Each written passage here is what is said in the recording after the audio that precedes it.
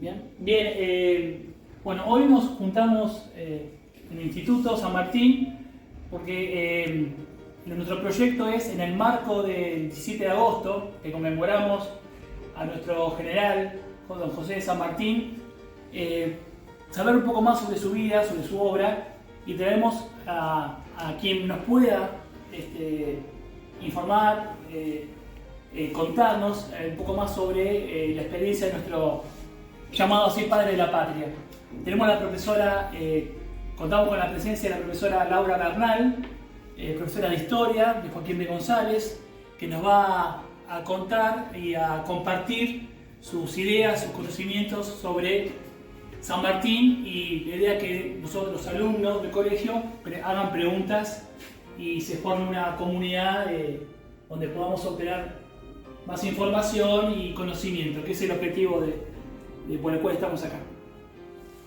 Buenos días nuevamente, como dijo Alejandro, mi nombre es Laura Bernal, soy profesora de Historia, he enseñado Historia durante muchísimos años, más de lo que ustedes han nacido y vinieron al colegio, etcétera, etcétera, y me han invitado, me han convocado para charlar un poco de San Martín.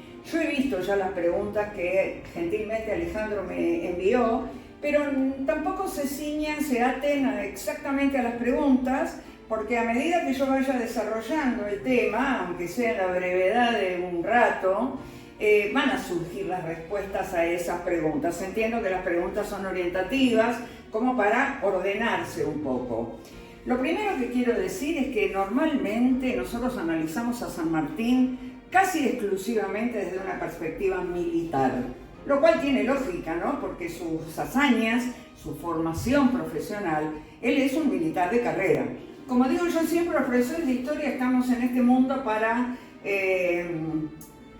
desmitificar, digamos, ¿no? San Martín no era argentino, empecemos por ahí, porque Argentina no existía como un estado. San Martín nació en este rincón de América porque su padre estaba enviado a ese lugar. Podría haber nacido en Lima, en Arequipa, en Santiago de Chile o en Asunción, cualquier lugar del Imperio Español. San Martín nace en Yapeyú, un rincón recóndito de la actual provincia de Corrientes, y siendo muy niño, su padre, su familia, regresa a España porque es un funcionario del gobierno español. Y San Martín va a hacer toda su trayectoria educativa y militar, porque de eso se trata, es un militar de carrera, de profesión, en España.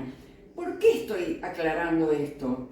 Porque de los 70 y pico de años que vivió San Martín, murió en 1850, una edad bastante avanzada con todas las enfermedades de que él padecía, solo 13 años vivió en América. El resto de su vida la pasó en Europa. Los primeros 5 años de su vida vivió en América, entre Yapeyú y Buenos Aires, chiquito, poquito, nada.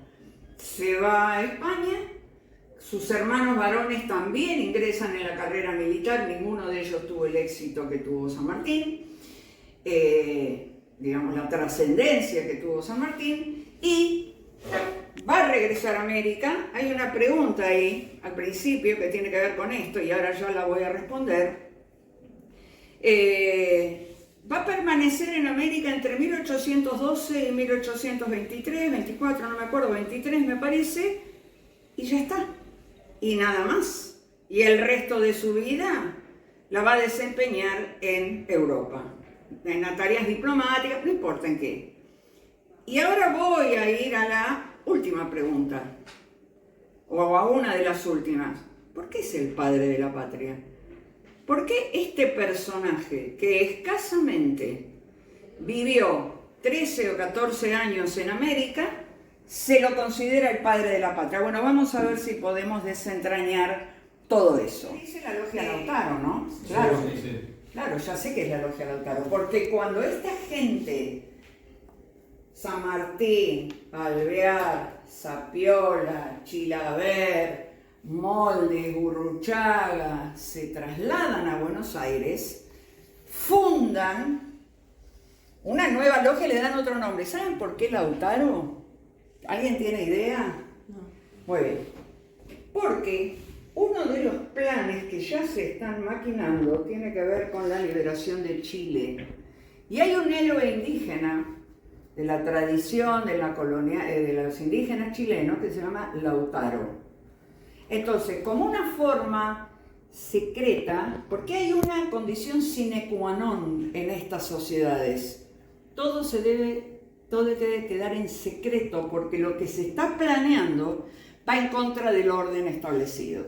Entonces, le ponen Lautaro como un nombre clave, porque el plan, que faltan 5 años para que se concrete, será ir a Chile. Y en Chile, esta logia, esta sociedad, tiene una filial, una sucursal, una rama, que se llama la Lautarina. O sea, no son muy originales en el nombre. Lautaro, Lautarina, pero el origen de esta logia, de esta agrupación, es la logia de los caballeros racionales. Entonces decide San Martín, pide licencia en el ejército español diciendo cualquier cosa, que tengo que ir a Lima para cuidar unos asuntos personales, mentira. Todavía piensa, les va a venir bien que yo me vaya, le dice a su comandante. Él está viviendo en Cádiz, que Cádiz ya es un escándalo de enfrentamientos por el avance napoleónico, el ejército español está muy castigado. Le dice, les va a venir bien porque se van a ahorrar mi sueldo. O sea, hasta eso él elabora en el documento cuando él pide la licencia. Y se embarca, primero va a pasar un tiempo en Londres. Y van a decir, ¿qué tenés que hacer en Londres? Bueno, en Londres hay un personaje que es un poco el hacedor, no voy a entrar en tanto detalle, que se llama Francisco Miranda, que es un venezolano, que es quien crea estas asociaciones, lo que se llama la Gran Reunión Americana, de americanos como Bolívar, que es un jovencito que está ahí estudiando, Andrés Bello, y al que se integran hombres como San Martín. Muy bien, el objetivo de esta gente tiene que ver con lograr la liberación de América. Entonces sale de Cádiz, se va a Londres, permanece 3 meses en Londres y se embarca, junto con los otros que mencioné, Alvear, Sapiola, Chilavert, para venir, el barón de Holmberg, de paso les digo las calles, ¿no? Holmberg, que la conocen. Bueno. Holmberg es un oficial de origen alemán, que como andan dando vuelta muchos en Europa, oficiales que han abandonado los ejércitos napoleónicos o en un momento, en un contexto de guerra generalizada, se engancha en este grupo y viene al Río de la Plata. Holmberg es un experto en artillería. Muy bien, se vienen al Río de la Plata, llegan a Buenos Aires en marzo de 1812. Ni me atrevo a preguntar quién gobernaba en Buenos Aires en marzo de 1812. Mirá las caras. Terrible.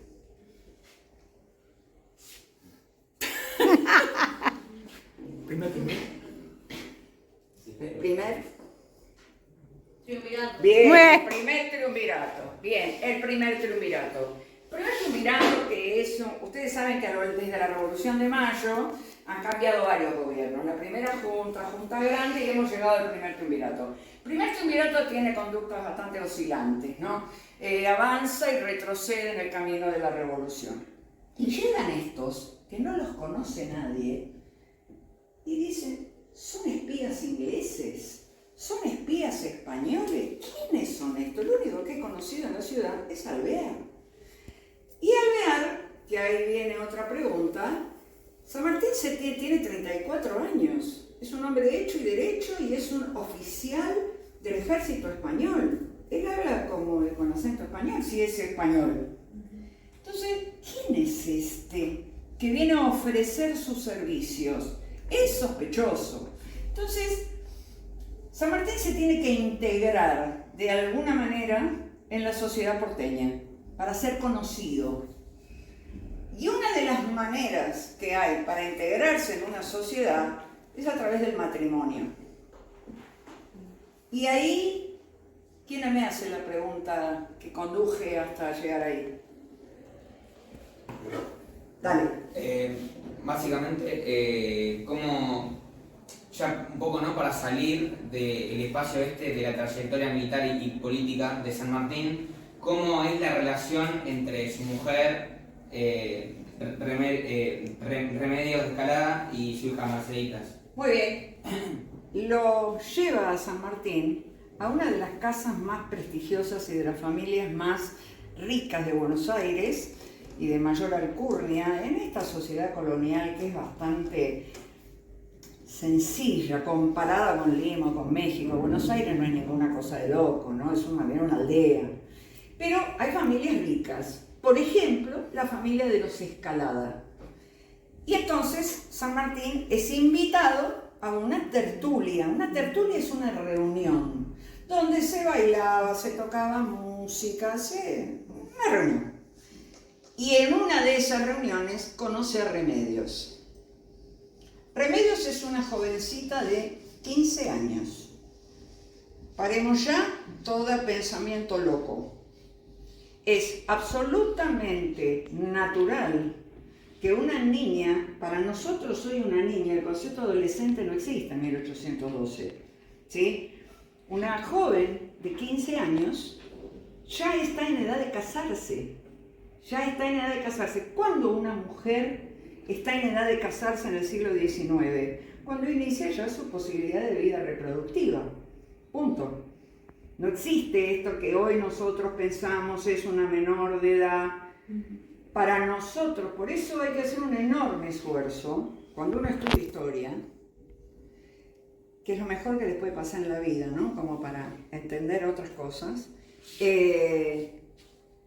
Escuchen. ¿No es cierto? Perfecto. Es muy difícil estudiar historia con la cabeza que uno tiene hoy, porque si yo digo 15 años con 34 es una cosa que a uno le choca, le molesta. Sin embargo, en 1812 es lo más normal.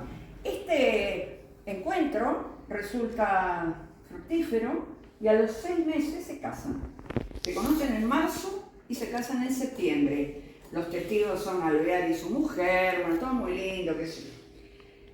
Las mujeres en la sociedad colonial, salvo una remil excepción, tienen papeles secundarios. Remedios no tiene absolutamente ninguna relevancia desde el punto de vista político.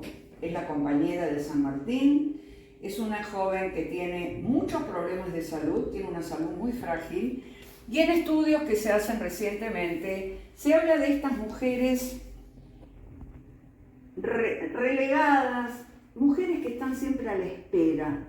¿Qué quiere decir que están a la espera? Que sus maridos, y más con la trascendencia de las misiones que se le entregan a San Martín, siempre están en el ámbito doméstico esperando que ellos vuelvan. Se casan en 1812, salto en el tiempo de todas maneras. Recién en 1815 se van a trasladar y se van a instalar en Mendoza. En 1816 nace la única hija del matrimonio, que es Mercedes. Pero enseguida San Martín, en el 17, inicia la campaña de los Andes. Y entonces, cuando inicia la campaña de los Andes, su vida familiar y su vida familiar queda absolutamente en un segundo plano. Esta niña crece en Mendoza, nace en Mendoza, crece en Mendoza, Mercedes, y cuando ya él está terminando su trayectoria en Perú, sabe que Remedios está gravemente enferma. Y como hay una serie de conflictos en Mendoza, y sabiendo que ella está enferma y que tiene una niña pequeña de 5 o 6 años, pide que vuelva a Buenos Aires. O sea, ellos tienen una vida familiar muy breve. Es solamente cuando él está como gobernador intendente de Cuyo, y cuando nace Mercedes, tenían una chacra en Barriales, que es cerca de la ciudad de San Martín, en Mendoza. A San Martín le encantaba estar en Mendoza y decía que cuando se retirara, él deseaba vivir en Mendoza. Esto no fue posible. Lo concreto es que, para responder a la pregunta, su relación con Remedios es una relación salteada, digamos, porque va, viene, ¿no? Y ella tiene una salud muy frágil, al punto tal de que muere, no me quiero equivocar, sino en 1823, por ahí, cuando él sabe de que ella muere en su casa en Buenos Aires, o sea, con sus padres, es una jovencita, y la niña queda al cuidado de los abuelos. Cuando San Martín termine su trayectoria militar, va a pasar a buscar a su hija. ¿Me querés contar algo? ¿A qué edad murió? Mercedes, 23, 24. Qué joven. Es muy joven, pero esto es muy normal, chicos. Esto es muy normal. Las enfermedades, bueno, me corro un poquito del tema, pero la incidencia de la mortalidad femenina es enorme, producto de los partos. O sea, una mala praxis o una mala asepsis en los momentos del parto provocan muchas muertes en mujeres y también en niños recién nacidos. Son muy pocos los niños que llegan a la infancia son pocos los bebés que llegan a la infancia o a la adultez. Es altísima la mortalidad infantil y femenina después de un parto, ¿no? Tengo una pregunta. Remedios, al casarse con San Martín, ¿ella sabía a lo que se enfrentaba? O sea, ¿sabía que él iba a liberar a la patria o no lo sabía? Yo creo que no. Cuando Claro. ella se casa, pensemos un momento, ¿no? En 1812, él tiene una sola misión que le ha encargado este gobierno, el primer triunvirato, que desconfía de él. Bueno, a ver qué vas a hacer, y viene ahí una pregunta. Bueno, le encargan la creación de un regimiento profesional. Entonces, si sos militar y venís con Sapiola, que es un experto en caballería, bueno, armá un regimiento profesional. Y entre marzo y febrero, que este ejército tiene su bautismo de fuego, en este lapso de 10-11 meses, San Martín está abocado a esto, o sea, a la organización de un regimiento. ¿Por qué se decidió la formación de un cuerpo de granaderos? Muy bien. Los granaderos se los llama en los ejércitos, en francés, les enfants perdus, porque son los que van al frente y van al muere. El granaderos era porque llevan una granada, por eso se llaman granaderos. Llevan un sable o una espada. Estoy hablando de un ejército en Francia. Estos ejércitos surgen en el siglo XVII en Francia. Y los granaderos eran soldados de infantería, o sea que van a pie, y van adelante, o sea, van al muere. Con el correr del tiempo, estos soldados que eran de infantería se van a convertir en soldados de caballería. Entonces los granaderos van a pasar a ser un grupo de élite. Un grupo de élite quiere decir un grupo perfectamente entrenado, no son soldados del montón. Entonces, ¿por qué San Martín, que es un hombre sumamente experimentado, piensa en la creación de un regimiento de élite? Porque sabe que en cuanto España se libere de Napoleón, tampoco falta tanto, estoy en 1812, en 1813 vuelve Fernando VII. ¿Saben quién es Fernando VII, no? ¿Quién es Fernando VII? ¿Quién es Fernando VII? Voy a llorar, ¿eh? El que se El El rey de España. El rey de España, ¿que dónde está? Está en la cárcel, ¿no? Está en la cárcel, no, está en un palacio, paveando. Fernando VII está prisionero de Napoleón, pero San Martín sabe, no porque sea San Martín, se sabe que va a volver. Y cuando vuelva, ¿qué es lo que va a hacer Fernando VII? Va a querer recuperar las colonias insurrectas. Entonces va a mandar ejércitos poderosos. ¿Y qué hay acá como ejército? Un rejunte de gente que solamente tiene buena voluntad. Para 1812, el único gran triunfo que se da y con enorme esfuerzo es el triunfo de Belgrano en Tucumán y después en Salta. Pero, ¿qué pasa? Belgrano lo tienen, Manuel Belgrano, ok. Estuvo en una campaña en el norte, pero después de Tucumán y Salta, que son dos triunfos importantes, tiene la del desastre de Vilcapugio y Ayohuma. que va a ir el mismo San Martín a auxiliarlo. Entonces, hay que crear un regimiento profesional, un oficial del Ejército del Norte llamado José María Paz, que por eso se llama la General Paz, dice, hasta que llegó San Martín, la caballería era un rejunte de caballos que hacían lo que podían. San Martín crea un regimiento profesional con una disciplina, e inclusive yo les traje, bueno, este libro es la gran maravilla del mundo mundial para mí. Ustedes les agarran un ataque si quieren creer todo esto. Es uno de los mejores libros de historia que leí en mi vida, y leí muchos. Es una autora que falleció muy joven. Dedicó gran parte de sus estudios. ¿Lo leíste?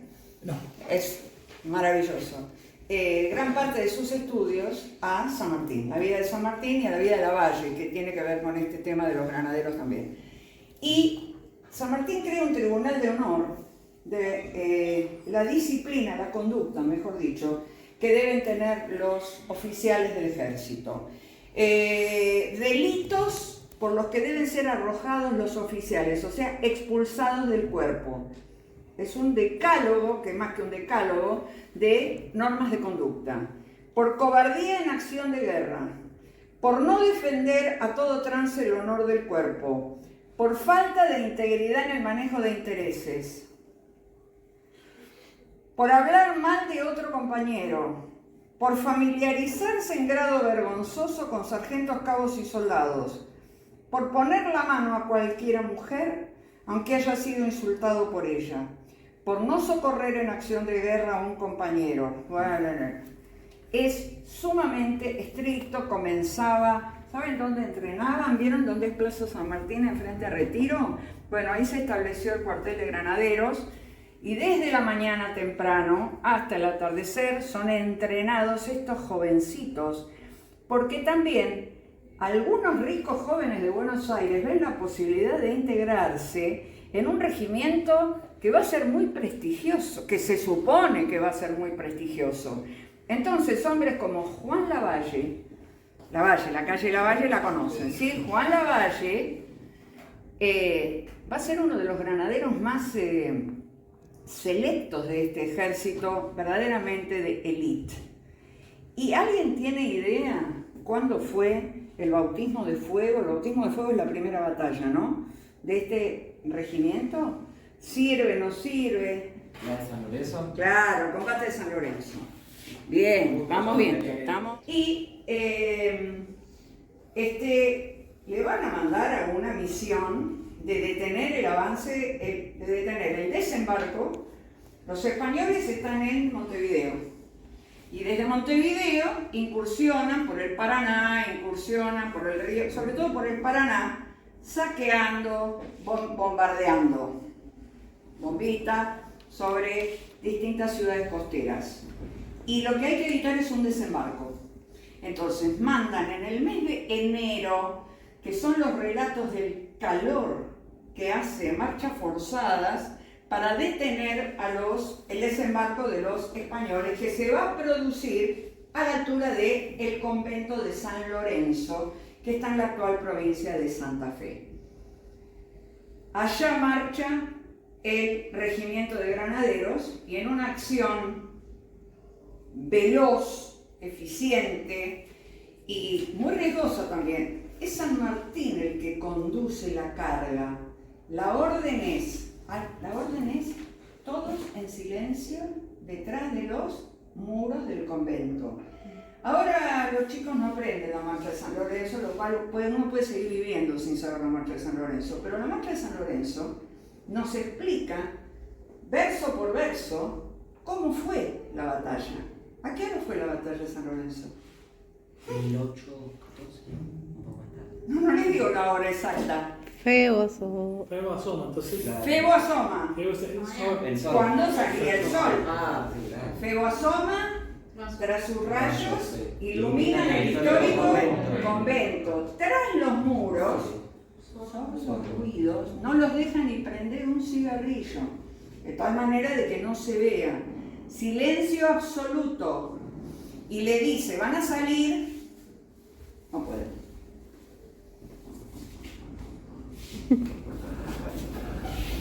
Acá está el río. Acá están los barquitos de los españoles. Perdón. Sí, está bien. Van a desembarcar acá. Y acá está el convento. ¿Sí? Acá están escondidos los granaderos. San Martín le dice a Bermúdez, que no es el del Consejo de Fútbol de Boca, le dice a el capitán Bermúdez, hay una localidad cerca de San Lorenzo que se llama Capitán Bermúdez, le dice, avance por acá, yo avanzo por acá, tengan en cuenta que acá vienen los españoles, ¿no? Que ya desembarcaron. ¿Y qué dice? Avanza el enemigo a paso redoblado, al viento desplegado su rojo pabellón, o sea, la identificación de la bandera española, ponele. Entonces le dice, nos encontramos en el centro y ahí le doy otras instrucciones. En total son 90 granaderos. O sea, es un número muy pequeño. Y la orden es al trote, al galope, avanzar y caer sobre los soldados españoles y a degüello. ¿Qué significa a degüello? A degüello significa sacar el sable y caer sobre ellos. Pero San Martín llega a donde tiene que llegar y Bermúdez se abre un poco más, con lo cual lo que se esperaba o se pensaba caer directamente, que sea una acción rápida, se demora un poco más. En el medio San Martín se cae, se disloca un hombro. Yo sé que me van a preguntar del sargento Cabral, porque está dentro de las preguntas. Sí, el sargento Cabral existió y va a morir después, producto de las heridas, junto con el granadero Baigorria y otros tantos. ¿Saben quién lo atiende? El médico es Cosme Argerich. Si ustedes vieron el hospital militar Cosme Argerich, bueno, es uno de los médicos que hay. Porque hay una cosa también que hay que... Bueno, espera. Hay que hacer una segunda carga, porque Bermúdez llega tarde, y en esa segunda carga ya sí, directamente, la batalla termina y dice, se tiraban los soldados españoles por las barrancas, porque acá está el río, se tienen que tirar por las barrancas del empuje que significó la carga de los granaderos. Tuvieron 9 bajas en total. O sea que es una acción, ¿saben cuánto duró? Y aproximadamente 10 minutos. Ahora, ¿por qué el combate de San Lorenzo es tan importante? 10 minutos, después de todo, no es la batalla de Waterloo, o sea, es una batalla. Primero, porque fue el bautismo de fuego de los granaderos, que inician ahora una carrera exitosísima que los va a llevar a pelear hasta Colombia y que va a dar origen a coroneles, generales, hombres sumamente prestigiosos dentro del ejército. En segundo lugar, porque es la única batalla que San Martín libró en el territorio argentino. Todas las otras batallas que libró fueron en Chile y, bueno, eventualmente alguna en Perú. Tampoco hay grandes batallas. Y la tercera razón es porque evitó el desembarco español y libró a la costa del Paraná del peligro español. El problema va a seguir existiendo hasta 1814, en que cae el poder español en Montevideo y entonces está librado.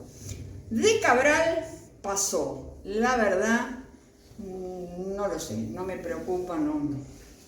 Sí, pasar pasó, pero no, es irrelevante, es una figura que se toma, la ponen dentro de la marcha de San Lorenzo, parece que el sargento Cabral resolvió todo. Cabral era un soldado correntino, porque cuando San Martín está reclutando gente, si bien está Juan Lavalle, un joven de Buenos Aires que se integra al ejército, también está gente que viene de distintos lugares de lo que hoy es hoy la Argentina, y se van integrando. Por ejemplo, Cabral, que viene de Corrientes, por ejemplo, Bogado, que viene de Paraguay, bueno, y otros tantos. Regimiento de granaderos a caballo. Belgrano ha sido derrotado en Vilcapugio y Ayohuma. Bueno, y este hombre que es tan prestigioso, vaya a ayudarlo. Y llega en 1814 San Martín a Tucumán. El ejército es un desorden, indisciplina, escándalo. Y San Martín los pone en orden, organiza una serie de cosas, no voy a entrar en detalles, pero el propósito de San Martín es otro. ¿Cuál es el propósito de San Martín? San Martín está en Tucumán. Dice, esto no va. ¿Qué quiere decir esto no va? Castelli fue derrotado en Huaqui, en el norte. No va. La campaña de los Andes resulta exitosa. Triunfo sonado en Chacabuco, después un retroceso y un problema en Cancha Rayada, que no es una derrota mayor. El ejército se reorganiza, victoria definitiva en Maipú. 1818, independencia de Chile. Pero en el ínter, bueno, no será San Martín sino O'Higgins, un hombre nacido en Chile. ¿Saben cómo se llamaba O'Higgins, de verdad? El Guacho Riquelme. No. Lo juro por Dios. Y les voy a explicar por qué. ¿Se van a acordar? ¿Se van a acordar? Bernardo O'Higgins es hijo natural. Es un bastardo. Es hijo de Ambrosio O'Higgins, un funcionario de origen inglés, que tiene un vínculo con la señora Isabel Riquelme, chilena. Y tienen este hijo, y Ambrosio O'Higgins no reconoce a este hijo. Por eso este joven creció llamado Bernardo Riquelme, y como era un hijo bastardo, lo llamaban el Guacho Riquelme. Ustedes saben que guacho es una expresión que tiene que ver con aquel que no tiene hijos. Cuando este joven crece, Ambrosio O'Higgins se arrepiente y decide no solo reconocer a su hijo, sino pagarle los estudios que le paga. Por eso O'Higgins estudia en Europa. Pero esto aparece en la adolescencia, no en la juventud.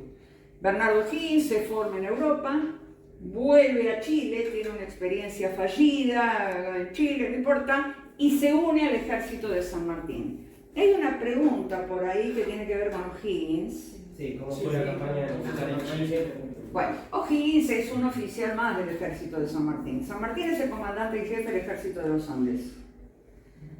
Lo secundan Las Heras, Soler, Paroicien, Pedernera, Sapiola. Tengo una lista así de oficiales del ejército de los Andes. Lavalle, por supuesto, que es granadero.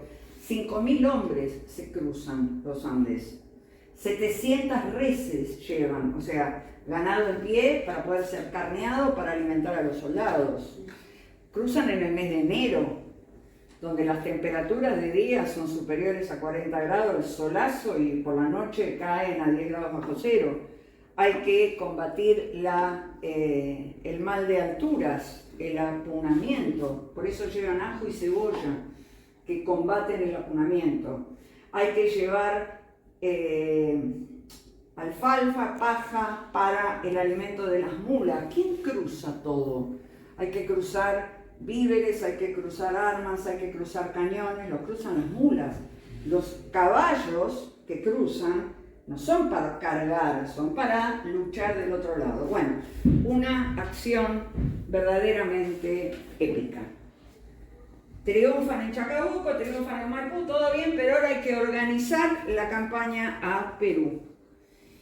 Y en Buenos Aires, que el director supremo, Pueyrredón, había sostenido de todas las maneras posibles la campaña de los Andes, ya no lo hace, porque no está más, porque el directorio, el gobierno que gobernaba, está desmoronándose, y se desmorona definitivamente en 1820, con lo cual San Martín no tiene detrás de sí un Estado que lo apoye. El único Estado que lo apoya es Chile.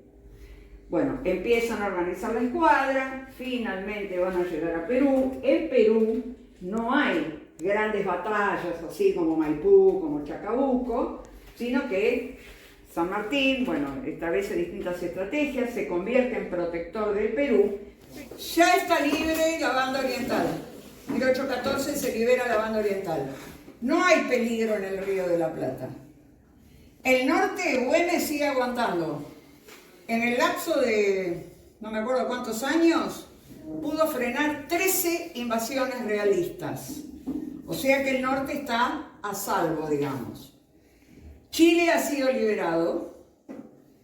Perú se ha declarado la independencia en 1821. San Martín logra la independencia, pero la guerra no terminó, porque los españoles se han refugiado en el interior y en el Alto Perú. Por lo tanto, en esta zona del interior y en el Alto Perú sigue la guerra.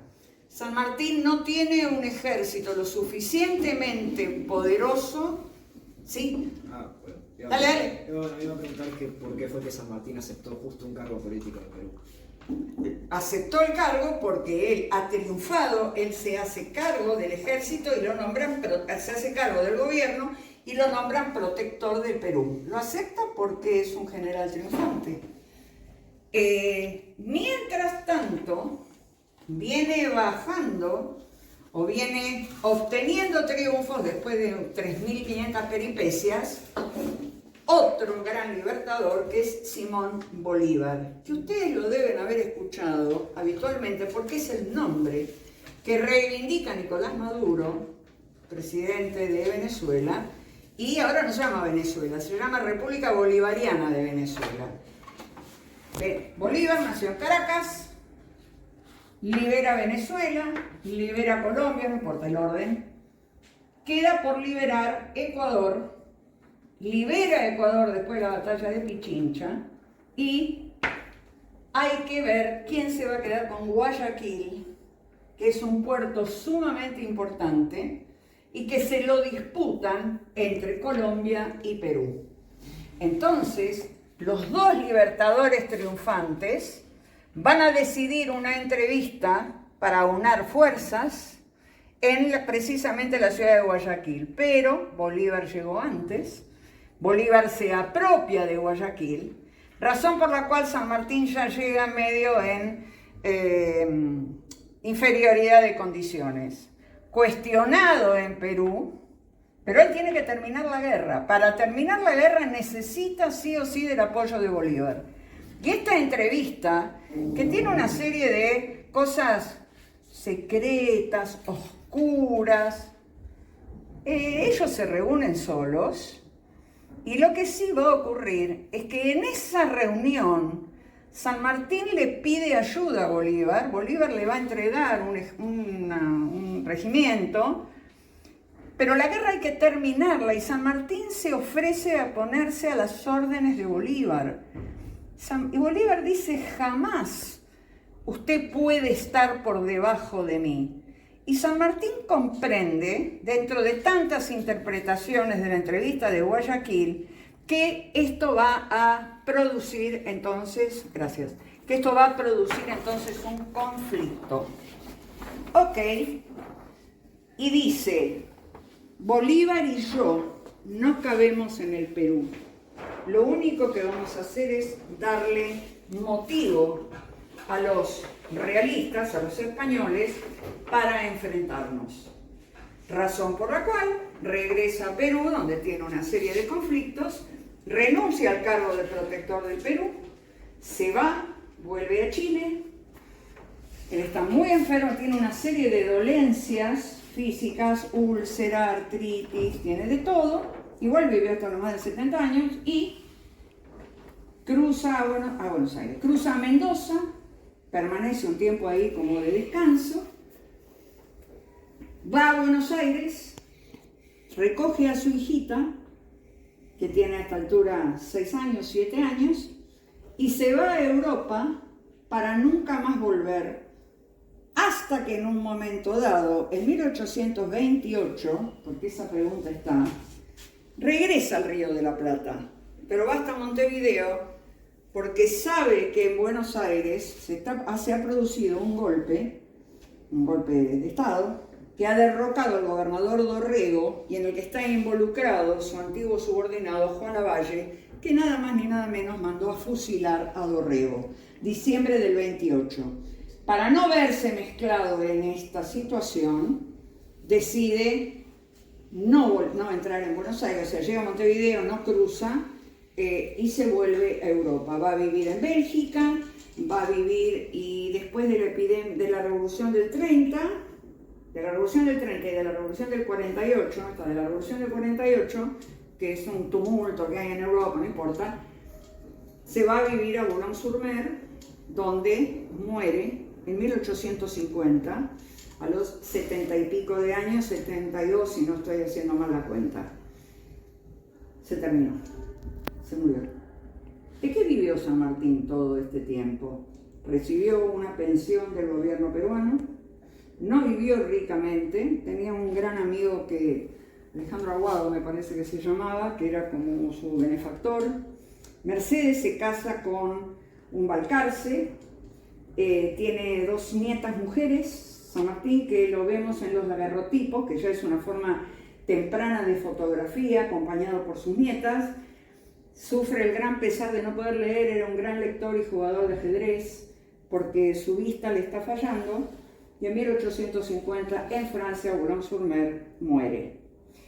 Y en 1880, el gobierno de Nicolás Avellaneda, 30 años después, decide la repatriación, porque él había expresado su deseo de descansar en Buenos Aires. Su esposa Remedios está enterrada en Recoleta, y él será... ¿Dónde está la tumba de San Martín? ¿Saben? En la catedral. Sí, señora, en la catedral. Todo un tema para la iglesia, ¿no? Un hombre que era decididamente no ateo, pero no era muy religioso, reconocerlo, digamos, su tumba dentro de una iglesia. ¿Y por qué es el padre de la patria? Yo entré hoy al colegio y vi que había un busto de Sarmiento y un busto de Artigas. Por supuesto, San Martín está por todos lados en este colegio, por una cuestión obvia. ¿Por qué el padre de la patria? ¿Quién lo coloca? Esto es una construcción, no es alguien que dijo, vos sos el padre de la patria. ¿Por qué la historiografía, que es como se escribe la historia, elige a San Martín? ¿Por qué no Belgrano? ¿Por qué no Güemes? ¿Por qué no Sarmiento? Una de las explicaciones tiene que ver con el trabajo que hace el ejército argentino en la década del 30, para encumbrar a San Martín. Y otro detalle que es medio polémico, San Martín no tuvo una participación abierta en los conflictos internos. Sí lo tuvo Belgrano, sí lo tuvo Güemes, y además creo yo, y esto es personal, sus logros militares tan resonantes lo colocan en esa posición. No sé si me quieren hacer alguna otra pregunta. Dale. ¿Cómo debemos los argentinos recordar a San Martín? No sé, ¿qué les parece? Y como un héroe. Como un héroe, sí. ¿Qué les parece? No sé. Uno de los próceres más grandes. Sí, pero la pregunta es ¿por qué, no? Por la unión, ¿no? Porque une. ¿Por qué? Porque hizo algo importante para nuestro Y país. sí, hizo algo muy importante, pero quiero aclarar que las acciones de las guerras de la independencia son acciones colectivas, no son acciones individuales. Sí. San Martín es el comandante en jefe del ejército más importante que se organizó y que logró la independencia de Chile y de Perú. La independencia de Argentina, Argentina que no existe como Estado, no sé, Ale, si querés agregar algo vos, mucha gente intervino en ella. No, acerca de San Martín o la importancia es quizás uno, acá vemos, como explicó Laura, el plan continental, claro, él fue a pelear a Chile, él fue a pelear a Perú. Claro, se alejó del escenario nacional, entonces parece que no está, pero todo lo que la tarea que desarrolló fue en beneficio de nuestra patria Argentina, es decir, liberó los enemigos que había en Chile, en Perú, y después dejó paso a que Bolívar mandase a Sucre a terminar la tarea de liberar el Alto Perú, que señalaba recién Laura. Así que quizás, bueno, uno no es que actuó acá, pero todo lo que hizo fue en beneficio del país para liberarnos y tener nosotros un desarrollo independiente, con nuestras diferencias, con nuestras internas, pero independiente. Yo no sé si la independencia de Argentina, de lo que hoy es Argentina, habría sido posible sin San Martín, porque la amenaza desde Chile era importante y él logra liberar Chile, pero San Martín, lo dije al principio, no es argentino, tiene una mirada americana, y entonces por eso vamos a Chile, a Perú, porque tiene que ver con un plan político del grupo al cual él pertenece, de la ideología a la que él pertenece, que es mucho más abarcativo. La verdad, no sé qué responderte.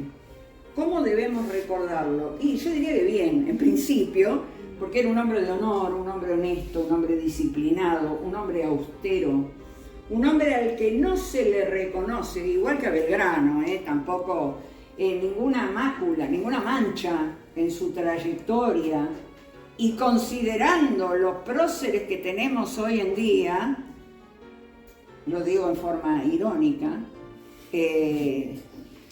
debemos valorar su acción. Esto es lo que yo te diría.